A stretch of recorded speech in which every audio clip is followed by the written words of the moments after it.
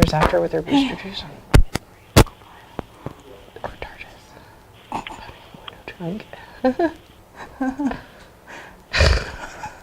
Okay, you're live. We're live?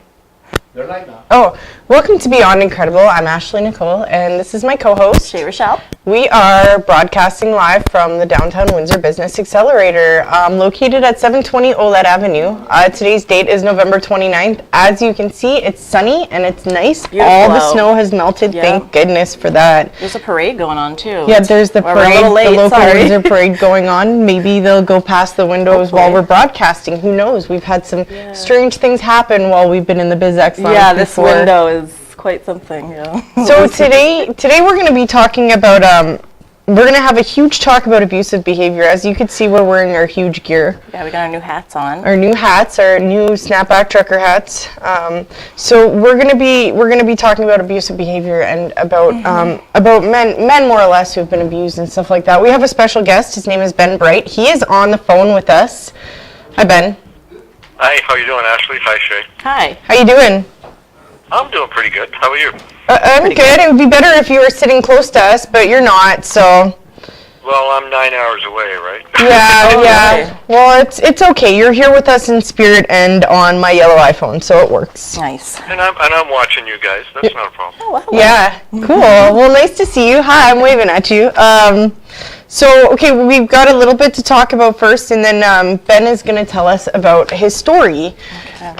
So, Shay, you want to start us off? Well, I wrote down a few statistics, things, because there's, we want to focus a little bit today. We're talking to Ben, focus on abuse against men, which isn't talked about very much. And, apparently domestic violence affects the lives of 1 out of 4 women. And there's a lot of misinformation about that, and that's why we were wearing purple on at the basketball game. And, men are more likely to be victims of violent crime overall. That's what the Feminist Majority Foundation reports. Well, absolutely. Yes. Think about it. A woman, it's easier to abuse a man, yeah, we right? smack Because people they don't around, think they're like women don't think that they're going to fight back, right? Like it's been taught men don't fight back. Yeah. So. Yeah, and it says 85% are women and 15% are men, which is extremely low. But it does happen, and that's what we're trying to focus on today, is that it does happen and it is a problem. So we need to stop it against men as much as women. Absolutely. And, there are some signs that the person you are with may be abusive, right? Yeah. There's a lot of signs. For example, the person repeatedly lies to you and breaks promises.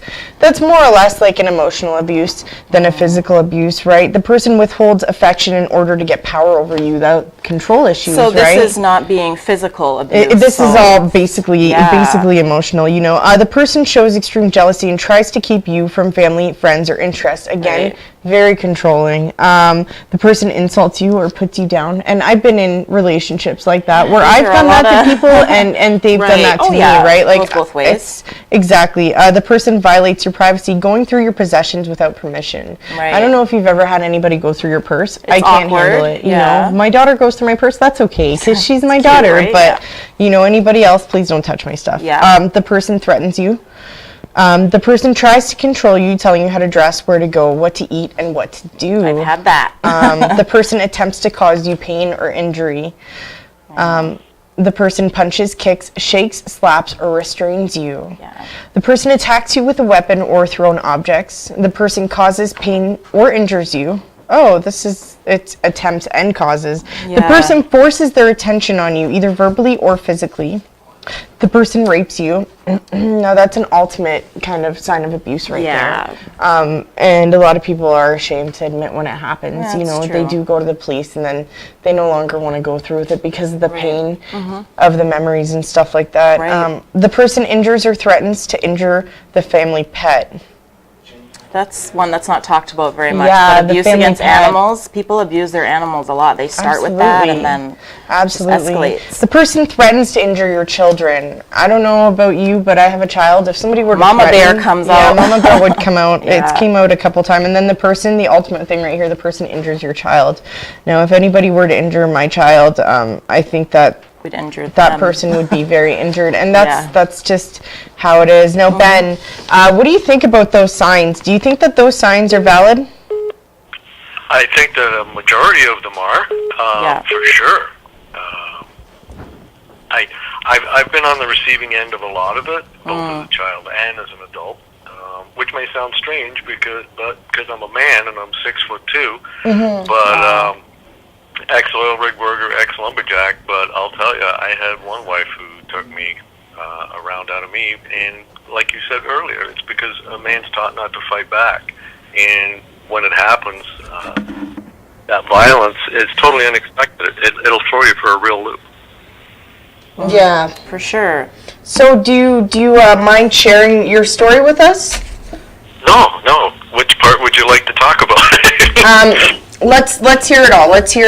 We have half an hour, so let's hear a short form version of it. How's that? And how I want to know how you overcame all of it as well. You know, what kind of work you put into it. Sure. It started when I was a child. I was 4 years old. I've had 2 male abusers and 2 female abusers. Wow. I've been abused by neighbors. I've been abused by family. I've been abused by acquaintances.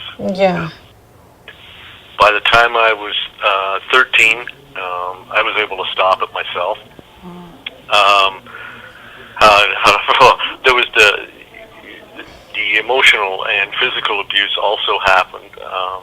Part of that was a result of what I'd been through as a child, and my family not knowing that I'd been through it, because you have to keep those things secret, right? Yeah. And of course you have those mental games played with you, so you do keep those secrets. So my family is trying to solve me, thinking, you know, like, what's wrong with our child? And so it just compounded. By the time I was 16, I was full-blown alcoholic, been in jail, dropped out of school, really had no ambition to continue my life. The only thing I knew was tomorrow I was going to wake up and it was going to be another crap day. Yeah. From there, I went to do every major tough job I could to try and make myself feel like a man, because I didn't. I felt very small, like I didn't fit in. I wasn't part of the male population. Wow. Keep going on. Failed marriages, failed relationships, you name it, and eventually got to the point where suicide became a very definite option for me. It had always been there. The thoughts had always been there through the years, but then it became a very serious option, and then I started to get professional help. One time I spent 9 years in counseling and didn't really deal with the abuse. When I was about, I think I was about 40, and that's when everything really hit me, and my life just exploded. I lost my job. Excuse me. I lost my job. I lost my house. I lost everything, and that's when the suicide really hit, and that's when I started to work, and I came through it. I was very fortunate. I came through it, and I'm very grateful for all the help I got from the people down in Windsor, because it was down in Windsor where I spent 5 years getting counseling with SAC and talking to different people and dealing with professionals that saved my life, and I'm firmly convinced of that. I wouldn't be alive today if it hadn't been for the counseling and the help I got in Windsor. Okay, now where in Windsor did you get that help? I went to the Sexual Assault Crisis Center. Okay. And they're a good resource to send you to places. They have a 24-hour hotline, which was how I got introduced to them. I called the number. Actually, I was sent to the hospital, and the hospital gave me a list of numbers, and I called the Sexual Assault Crisis Center, otherwise known as SAC. Right. And, Perfect. And I thought they'd turn me down because I wasn't a woman, but no, they talked to me and spent all the time with me and made sure I wasn't going to kill myself before they hung up the phone. Wow. Wowie. So, how long was that first phone call? Like, I know that they have the theory, you know, that 1,000-pound phone call, you know. Is that what it felt like? The phone was 1,000 pounds that you could barely pick it up? Do you know what I mean by that? I didn't really pick up the phone. My wife called it for me. Oh, okay. Because I was shaking too much, and I knew I had to do something, and she handed me the phone, and the phone did feel like 1,000 pounds, and it was very heavy to hold in my ear. There was a lot of crying. There was a lot of patience on their part, Absolutely, absolutely. And I know that when some people are raised, it's men aren't supposed to cry, men aren't supposed to do this, Right. men are supposed to be the tough ones, right? Like you said, you got all the tough jobs to make yourself feel like a man. So, so it must have been very difficult just crying on the phone and talking to a complete stranger and being vulnerable like that, right? Oh yeah, yeah. It goes against every instinct that little boys are taught. A man doesn't cry in public. A man doesn't do this, but we do. Yeah, definitely. We just don't show it. And when we break down like that, it hurts even more because I'm just gonna stop there for a minute. Yes, Yeah. we understand completely. I get that. So there was a walk a few years ago, and you did that walk in Windsor. Am I correct? It was like a parade. It's not a parade. It's walk a mile in her shoes. And it's actually in support of abused women, right? You walked in high heels? Yeah. Oh yeah. I still have my high heels. 6'3" in high heels. Now, where'd you buy those shoes, Ben? I know your wife doesn't have shoes that'll fit you, but. Actually, the Sexual Assault Crisis Center, they were the ones that kind of got this thing going. They were very involved with it, and they had a whole whack of shoes laid out. They were all high heels. There were some low heels for the guys who were, thought they might fall off. That's awesome. Yeah, I'm 6'2", and I put mine on, and I guess I went up to about 6'6". Well, yeah, because I put heels you on, put and them I put heels on, and I go up to 6'2" almost. yeah, like things are high. I stand next to Shay, and it's like, no way, she's got to wear heels just to be my height. See what we go through now. So how far was the walk, and how many blisters did you have? The walk is 1 mile. Yes. And I walked it with the Windsor police chief at the time, and he was wearing his high heels. He wore his high heels too. Good for him. In uniform, wearing his high heels. And there were probably about 50 people walked, and most of the people walked in high heels. Some of us got blisters, some of us didn't. Wow. But it was worth it. Oh, that's so good. And you know what? I really appreciate you coming on and sharing that with us. It's got to be a little difficult, and you're not just sharing it with us. Hey, you're sharing it with the internet right now. Yep. So everybody who's watching. So we're going to talk about some more statistics. Right. And if you want to jump on in, just yell so that we can hear you. Right. Hey, I'm here, and I'll listen, but it's your guys' show. I'm going to let you guys go. And if you have any more questions for me, just jump right on me. For sure. Awesome. Thank you so much. So, according to the U.S. Department of Housing and Urban Development, domestic violence is the third leading cause of homelessness amongst families. Right. In New York City, 25% of homeless heads of household become homeless due to domestic violence. Survivors of domestic violence face high rates of depression, sleep disturbances, anxiety, flashbacks, and other emotional distress. Domestic violence contributes to poor health for many survivors. For example, chronic conditions like heart disease or gastronomical disorders. Gastrointestinal disorders. I looked this up because it's like having a nervous stomach, I guess. So it's like irritable bowel syndrome. Yes. Oh, definitely. Like that? Right. Yeah. Okay. Can become more serious due to domestic violence. Among women brought to emergency rooms due to domestic violence, most were socially isolated and had fewer social and financial resources than other women who were not injured because of domestic violence. Now, Ben, did you ever get flashbacks or anything like that? Nightmares? Did you ever meet my little dog, Tonka? Oh, I love Tonka. Well, Tonka's now my service dog. Okay. I've been granted... Oh, hold on. Breakdown. Right. Oh, you got to take over for a minute? Yeah, no problem. Yeah, so you use your dog as a service dog, and we all know our animals help us get through really hard times. Absolutely. Yeah, for sure. And I know that when I've talked about the abuse that I've encountered in my life, anytime I bring it up, I end up getting nightmares. Yeah. Like when I was a child,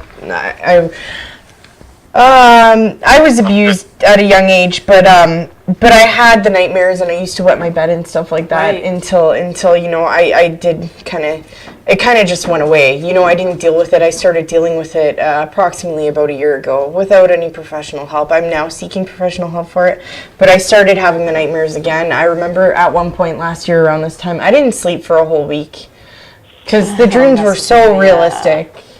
So Okay, I'm good here at this end now. you're good? Okay. So Tonka is your service dog. Yeah, sorry about that. No, I it's good. Yeah, no problem. The flashbacks. I know what you're talking about. They're horrible. They're Yeah. horrible. I get stuck in them, and eventually my psychiatrist and my doctor agreed that I could have a service dog because I suffer from anxiety attacks so badly that I can get stuck in my house. I got stuck in Harbor Castle Western. Couldn't get out of the hotel room. Oh, wow. They were really good. I didn't have Tonka with me that time. I didn't think he'd be able to handle the city. But yeah, they gave me a service dog, and for the first time in 3 years, I went to the mall and I went shopping by myself. Oh, that's good. Yeah, and it can be really tough, and I think, and I don't know what to say here. I want to encourage guys to find that help. Yeah.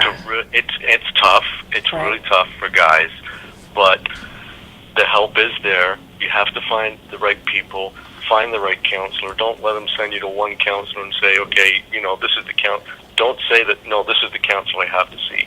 Find the right one that you can talk to. Absolutely, and we do have phone numbers here for help that is needed. We do have the sexual assault helpline number and the address. Actually, it's located at 235 Eugenie Street West in Windsor, and the phone number is 519-253-3100. You should repeat that a few more times through your show because sometimes people don't have a pen right handy. I am going to repeat that. Can we actually get that up on the screen? We're going to get that up on the screen by the end of the show. Also, we have Canada's top 24-hour telephone and online kids helpline. I remember when I was a kid, they used to have the commercials, the helpline commercials. Is that the same number? It is. So it's 1-800-668-6868. Now, I remember when I was a kid, I actually used that a couple of different times. And they did talk to me for a while. They helped me. I was full of attitude, so I hung up. Defiant, right? That makes sense. And then we have a senior safety line as well, because it's not just men and women and children that get abused, but elderly people get abused too. Can you repeat the telephone number? I'm sorry? The telephone number? Oh, for the sexual assault line, it's 519-253. Hold on, 519 253 253 3100. 3100. That's the sexual assault line. Now that's what Ben had called. His wife had called to seek some help there, and then we have the Canada's online kids helpline. That's 1-800-668-6868. Now that number has been on our show before when we did the bullying show. Right. We had that number up as well. And then for the senior line, it is 1-8. The last one was the kids helpline? Yes. And then the next one is the senior safety line.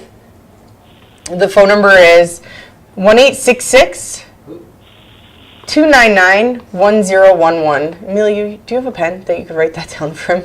Yeah, and it's spoken. There's it's several spoken in different several languages. A lot of the elders from this area, they're immigrants and they speak Italian and stuff like that.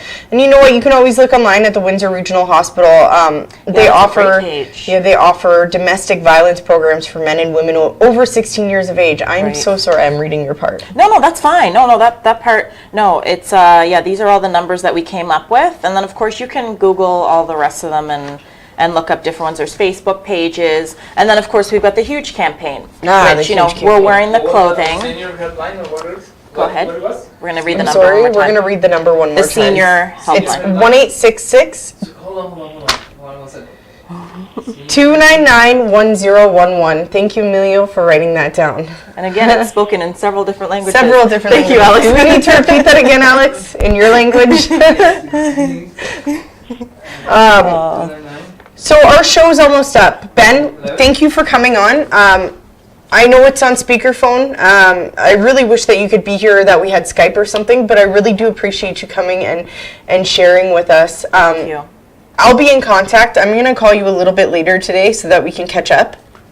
Okay. Because I want to thank you for having me on, and you both should be commended for this show. This is a very tough subject to talk about, and I want to encourage everybody, kids, seniors, women, and men, get a hold of someone, get help, because you can get through it. Yeah, it's scary. Yeah, it's hard, but I'm still alive, and I'm 55 now. Absolutely, and you've gone through a lot from what you've said, you know, turning into a full-blown alcoholic and even coming out of that as well. And that's what a lot of people who have encountered any kind of abuse go through. They hold it in and hold it in, and they either try to drown their sorrows away, and guess what? You try to drown them, well, what if your problems learn how to swim, right? My problems learn how to swim. Very good You way know to what put I mean? that, yes. And they turn to drugs, they turn to other things just to hide those feelings, right? Because it is difficult to talk about it. Right. Just to numb them. Exactly. And the feelings are still there when the drugs wear off, right? Oh, yeah. Very true. Yeah, absolutely. Sometimes, of course. Yeah. And a lot of us know that. So we're going to wrap up. On a final note, Shay, you want to take us away? Well, yeah, we just want to talk about the huge campaigns. We're wearing the clothing, but of course, a lot of people that don't know, it's a positive behavior and anti-bullying campaign. So we get a lot of people actually, a lot of spouses too, going and talking, you know, going to the inbox and just saying, hey, this is what I'm dealing with. And you know, we never share that information. It's always confidential, just like a helpline. So people that have, you know, friends of ours, people we don't know, go there and kind of look for support. And then we're always putting up statuses and things just to kind of offer, you know, some positive, you know, positive outlook on life. And basically one of them that we put up, actually this huge campaign, the CEO of the huge campaign came up with this last night when I mentioned we're talking about abuse. That is, only we are in charge of our filters of what we allow in and what we put out. Each individual makes the choice to raise their voice or their hand. Perhaps you should raise a thumb on the side of the road to hitch a ride out of your situation. Or raise your self-worth and conquer your impulses and fears. Whether you're the aggressor or the oppressed, you are worth the change and you can do it. Stay huge. And that was an original quote from the CEO of Huge. Great guy too. I hope one day we can get him on the show, but unfortunately, he's a busy man. He's a very busy man. He's so American. he's got us to represent in Canada. So again, thanks for tuning in, guys. We do have a special show next week. It's not getting canceled this time. I cannot wait. Oh dear. It's going to be great. Domez Biddy Goodell coming up next. She's going to be talking about slumlords, our favorite topic. And Ben, I will talk to you soon. Hey, yeah, I remind everybody, don't live with the guilt. It's not yours. It belongs to somebody else. It's not, exactly. And we will talk to you very soon, Ben. Thanks, Ben. Thanks. Bye-bye. Bye. And we'll see you all next week. Thanks for watching. Have a great week, guys.